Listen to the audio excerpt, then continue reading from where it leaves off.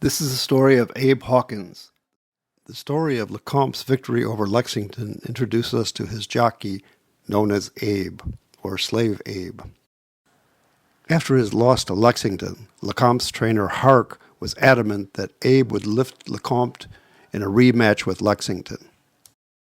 With Abe aboard, Lecomte set the early pace and repelled every effort from Lexington to pass him, drawing off to win by 6 lengths. Abe was a small man, only the size of a child, and he had a speech impediment which may have contributed to his silent manner. But he could talk with the horses. Aboard a horse he was a prince, and was well known as the Black Prince and the Dark Sage of Louisiana. Abe's skill as a jockey was legendary, and his aerodynamic riding style became known as the American seat or riding forward.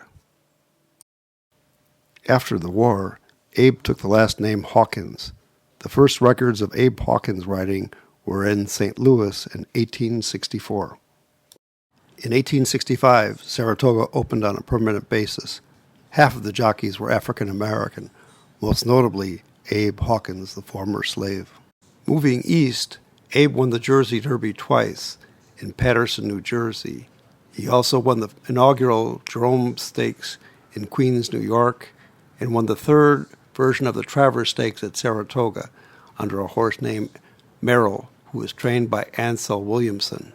Ansel Williamson was also an ex-slave, and he would go on to train Aristides to win the very first Kentucky Derby. In another legendary race, Abe beat Gilpatrick, the best jockey from the North, in New York City before 25,000 people. Abe drew the biggest crowds, rode the best horses, and his unique talent precipitated a paradigm shift among gamblers who started paying more attention to riders than horses. Abe returned to Ashland at the end of his life and died there in 1867. According with Abe's wishes, he was buried in a brick tomb under a mighty oak tree overlooking the training track of Ashland Plantation.